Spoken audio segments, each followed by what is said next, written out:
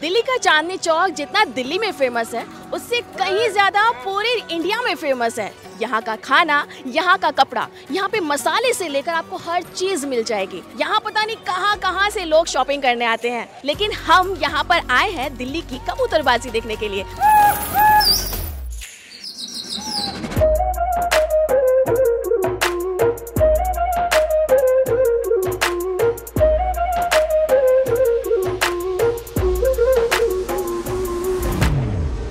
दिल्ली भारत की धड़कन है और पुरानी दिल्ली हमारी धड़कन का सबसे पुराना और सबसे दिलकश सुर है। सुबह की पहली रोशनी जब लाल किले की दीवारों से टकराती है तो ऐसा लगता है जैसे शहर अपने किसी पुरखों के सपनों से जग रहा हो। यहाँ की हर एक चीज एक पुरानी विरासत के होने का एहसास दिलाती है। यहाँ की गलियां सीधी नहीं होती, पर हर मोड़ पर कोई ना कोई कहानी जरूर छुपी होती है।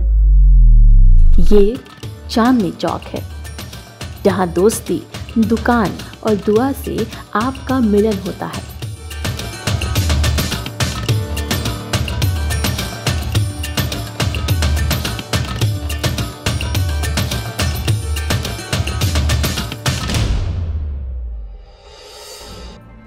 दिन भर की भीड़ के बीच यहाँ हर किसी को अपने लिए एक छोटा सा जहां मिल जाता है। लेकिन सबसे दिलचस्प कहानी वहाँ लिखी जाती है जहाँ से ये सब कुछ छोटा दिखता है, यानी कि चांदनी चौक की छतों पर। ये छत सिर्फ कपड़े सुखाने के लिए नहीं, बल्कि यहाँ विरासतों को भी समेटा गया है। पुरानी दिल्ली की ऐसी ही एक खास विरासत है कबूतरबाजी।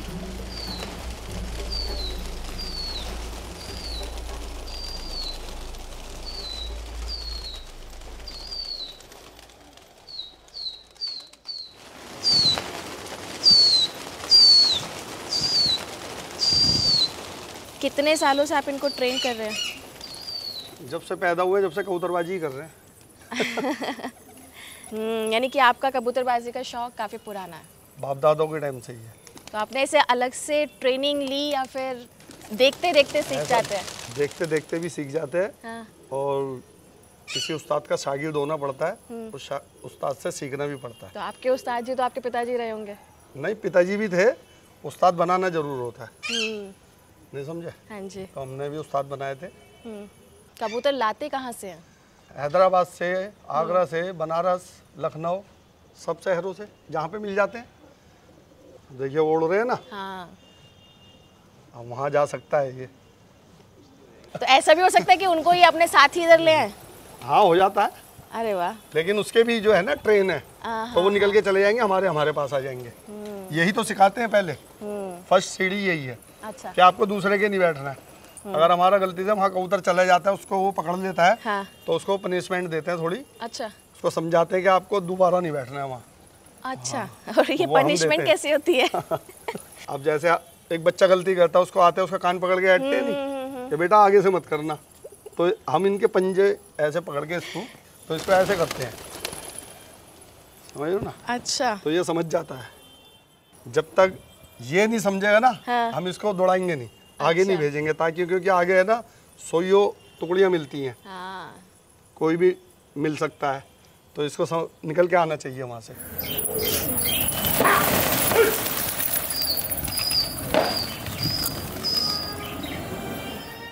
बाबर ने अपनी किताब तुज़्क़-ए-बाबरी में कई बार एक खास खेल का जिक्र किया है, कबूतरबाजी।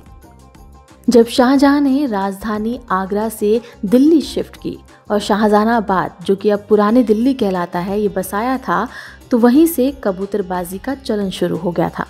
अगर कोई पहली बार ये खेल देखे तो उसे लगेगा कि बस कुछ लोग अपने कबूतरों को उड़ाकर फिर वापस बुला रहे हैं, लेकिन असल में ये खेल इससे कहीं ज़्यादा है। इसमें कबूतरों को ऐसी ट्रेनिंग दी जाती है कि वो उड़कर दूसरों के झुंड के साथ मिल जाएं और फिर मालिक की आवाज़ सुनकर वापस लौट आएं।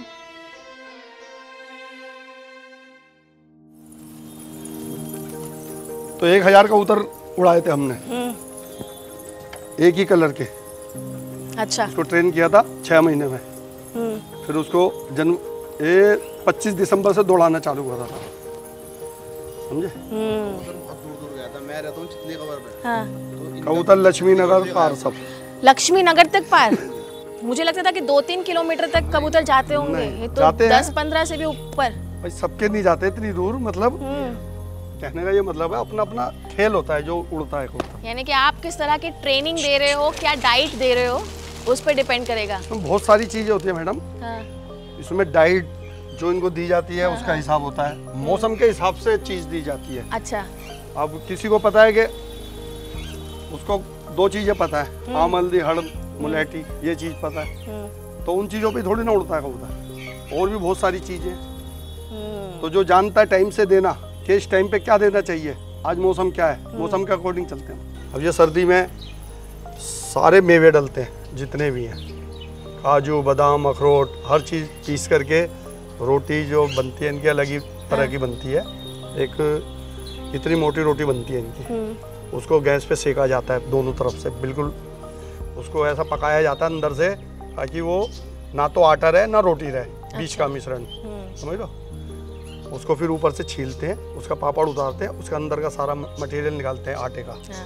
आटे में भी हम उस आटे को दूध में गूंथते हैं, समझ लो। और उसमें चने का भी आटा होता है, जैसे बहुत जानदार। गेहूं का आटा नहीं है उसके अलावा? गेहूं का नहीं, उसको जानदार बनाते हैं। तो चना डालते हैं और क्या क्या डालते होंगे? बेसन भी डलता है, चना भी डलता है, कई चीजें डलती है। बादाम होते हैं, उनको घी में छोका मारते हैं। अच्छा। वो जब ब्लैक हो जाते हैं उनको निकाल के अलग रख देते हैं, वो घी उसके अंदर मिलाते हैं, आटे में, आटे के अंदर। और जो आपने पेस्ट बना रखा है मेवे का, वो सारा उसमें मिलाते हैं, फिर उसको मिश्रण करते हैं अच्छी तरह घी डाल करके, लड्डू सा बन जाता है। फिर उसको आप, उसकी गोलियां टूटती हैं, फिर वो इनको डाला जाता है। और जो इनका जो मसाला बनता है, अच्छा, जिसे हमारी लैंग्वेज में बोलते हैं चुटकी, अच्छा, वो उसके अंदर क्वांटिटी के हिसाब से डाली जाती है। जैसे 100 कबूतर है तो आधा चम्मच, 200 है तो 1 चम्मच, वो मिला करके उसके, वो इसको एनर्जी देती है उड़ने में, हवा को कैच करने में। आओ बेटे आओ, ओ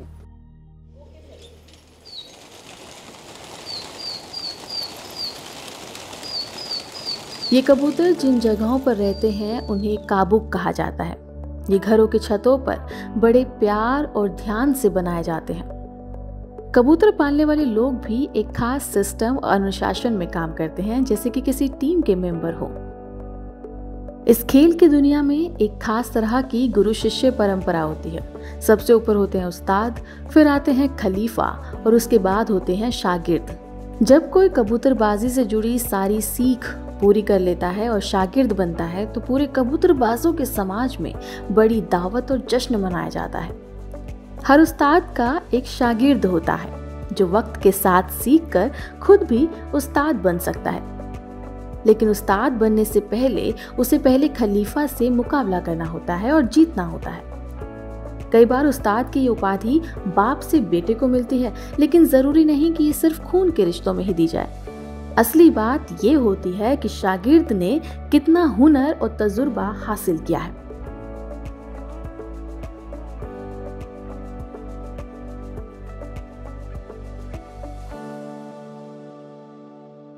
सबसे पहली सीढ़ी होती है कबूतर को खोलना। अच्छा। आप न्यू कबूतर लाए, उसको जाल में रखा, पहली सीढ़ी होती है वो, और उसकी देखा भाली। अच्छा। कि उसको लाए हैं, उसको कैसे रखना है। सबसे इसमें टाइम का पंचुअल होना चाहिए। अगर आपको ये 6 बजे खोलना है तो 6 बजे ही खोलो। अच्छा। हाँ, सबसे पहले तो टाइम ध्यान रखना पड़ता है। तो डिले नहीं होना चाहिए, ताकि इनकी भूख जो है वो टाइम पे खुलेगा तो परफेक्ट रहेगा। ये अपने टाइम पे खुलना चाहिए जिनावर, और टाइम से बंद होना चाहिए। अच्छा। पहली बात तो ये है। अगर आप इसको जल्दी खोलते हो तो इसमें हरकत आ जाती है भागने की। अच्छा। हाँ, इसका दिमाग बदल जाता है। हम देखते हैं बाकी कॉम्पिटिशन्स जो होते हैं वो चैलेंज दिया जाता है, कोई एक डेट फिक्स की जाती है। चैलेंज जब दिया जाता है जब 2 पार्टियों में तनातनी हो जाती है। तनातनी कैसे? तनातनी ऐसे, अब जैसे मैं कबूतर दौड़ा रहा हूँ। हाँ। मेरे को दौड़ाने का शौक है, मैं दौड़ा रहा हूँ। हाँ। अब जैसे उसने कबूतर खोल दिया उस टाइम पे। हाँ। और उसकी छत पे से ही कबूतर जाना है, और मैं उसको फ़ोन करके कह रहा हूँ यार कबूतर बिठा ले, ताकि तेरे कबूतर में लड़ ना जाए, मेरा कबूतर रुक जाएगा नहीं। तो वो नहीं मानता, तो गुस्से में आकर के जब उसको क्या ऐसा तू मेरे से शौक कर, फिर शौक करना मतलब कंपटीशन कर मेरे से। फिर किसी एक दिन पे डिसाइड करते होंगे आप? एक दिन डिसाइड होता है, तारीख मुकर्रर होती है कि उस तारीख पे आपसे हम शौक करेंगे 50 कबूतर का, 100 कबूतर का। तो बेटा तू भी तैयारी कर और हम भी तैयारी करें। 2 महीने 4 महीने पहले तय हो जाती है। अच्छा। कि अब आने वाली जनवरी में तुमसे शौक होगा, तब जाके वो ये कंपटीशन होता है। तो ऐसे फिर कौन जीता कौन हारे में वो कोई जज रखते होंगे? उस्ताद लोग जज करते हैं उसको। अच्छा। फिर उनमें से 4 मुंसिब जो होते हैं, जज होते हैं। अच्छा, मुंसिब बोलते हैं हमारी लैंग्वेज में, जो जजिस करते हैं, उस्ताद लोग करते हैं। तो वो 4 वो चुनेगा, 4 एक चुनेगा, 4 दोनों साइड से होगा 8। कायदे कानून जो होते हैं उसको लिखे जाते हैं, सारी शर्तें लिखी जाती है कि ऐसा नहीं होना चाहिए और ऐसा होगा, ऐसा होगा, ऐसा होगा। फिर उसको सारी चीज़ें जो उस कबूतर में पाई जाएंगी, जो शर्तें लिखी हुई हैं, फिर उसको जीत करा देते हैं।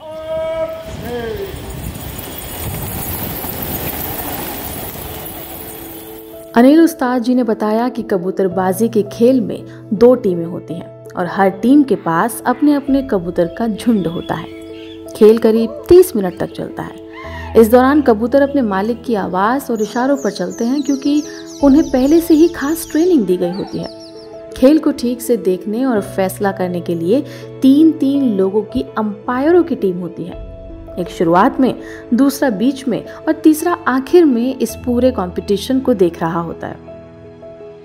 सबसे एक्सपीरियंस्ड अंपायर को मुंसीफ कहा जाता है। उसका काम होता है यह देखना कि कबूतर कितनी दूर गए हैं।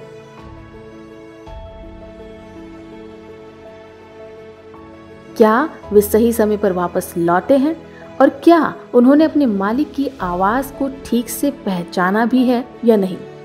इन्हीं बातों की बेसिस पर विजेता तय किया जाता है।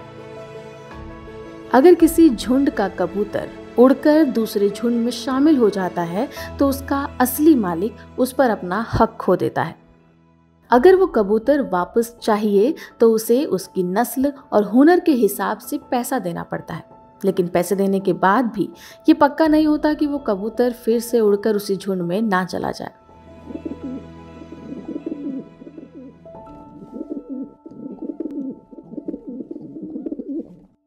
कितने कितने तरह के कबूतर हैं?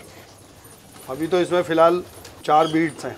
अच्छा, सिर्फ 4 है अभी? हाँ, हैदराबादी हैं, लालबंद हैं, रंगीन हैं, देसी हैं। हैदराबादी कौन सा इनमें से? हैदराबादी ये वाले हैं, ये हैदराबादी है।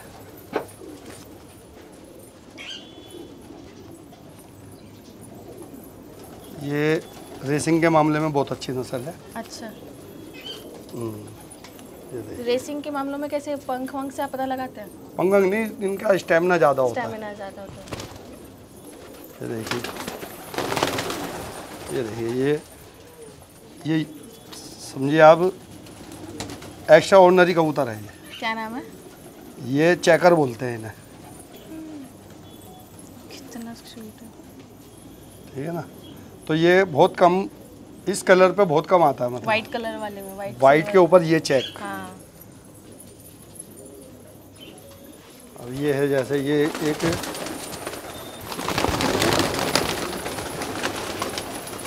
ये देखिए, ये एंटिक कबूतर है ये। अच्छा। मतलब ये ऐसा बना हुआ है, मतलब ये अलग है, ये अलग है, ऐसे जो इसके कलर्स है ना, ये बहुत कम, जैसे 500 कबूतरों में 1 कबूतर पैदा होता है ऐसा। अच्छा। हाँ। क्या नाम है इसका? गुलाबी वैसे है ये, इसको आप बहरूपिया बोल सकते हो। बहरूपिया? हाँ हाँ। तो ये सब इंडियन ब्रीड है? नहीं, बाहर की भी है। बाहर की भी? अभी जो मैंने आपको सेटिनाइट दिखाया वो बाहर की ब्रीड है। देखिए इसका क्या कितना सुंदर कलर है। बहुत सुंदर। ये भी चेकर है। चेकर। ये अभी न्यू ब्रीड तैयार हुई है। अच्छा। हाँ। अब ये देखिए, ये है ना, ये लखनऊ की नस्ल है। ये पूजा बेटा, इसका एक पंख तो ऐसा है। हाँ, और एक पंख ये ऐसा है। तो ये इसका जो है ना, ये एंटिक में आ जाता है, मतलब यूनिक में आ जाता है। ये बहुत कम पैदा होते हैं ऐसे कबूतर ना, जो अलग अलग बाजू के।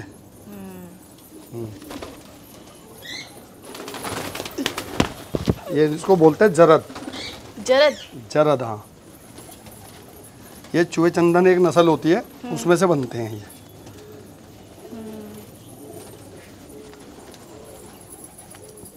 देखिए चोटीदार हैं ये जो इसकी ये होती है इसको चोटीदार बोलते हैं। देखो सबसे बड़ा साइज जो है ना सब में ये है। हाँ। ये होते हैं पटियाले, ये पंजाब का कबूतर है। ये है पंजाब का। अब जो इसकी जो वैल्यू है ना, ये इसकी दुम सफ़ेद है और ये जो लकीर वाइट है ना, ये इसकी वजह से इसकी वैल्यू अच्छी है। ये भी पंजाब की नस्ल है, इन्हें बोलते हैं काले पटैत। काले पटैत, इसकी भी चोटी है? इसकी भी चोटी है। ये जो इसकी जो वैल्यू है ना, ये जो ब्लैक पे वाइट जो बना हुआ है, ये होते नहीं है, हम बनाते हैं इन्हें कुदरत के। अच्छा। इसका पर निकालेंगे, ब्लैक वाइट आना चालू हो जाएगा। अच्छा।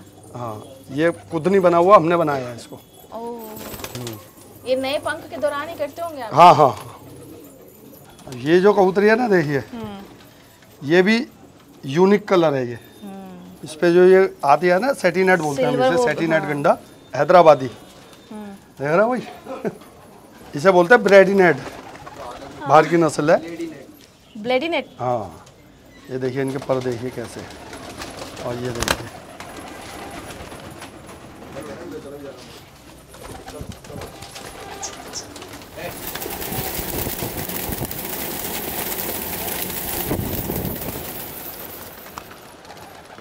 जैसे पुरानी दिल्ली को हमने धीरे धीरे और बसावट और थोड़ा श्रिंक होते हुए देखा है जी। तो कबूतरों के लिए खुला माहौल तो पहले से जब मुगल थे तो वो लाल किला में खुले एकदम एरिया में और उड़ाया नीचे, करते हाँ, थे, तो जब इनका इस पे भी असर पड़ता है? ये तो जैसे देखिए बसावट ये तो छत पे ही रहते हैं, इनको तो स्पेस खुला ही चाहिए, समझे ना। जब इतनी आबादी नहीं थी तो ग्राउंड था, अब ऊपर आ गए तो और ऊपर तो और अच्छा लगता है इन्हें।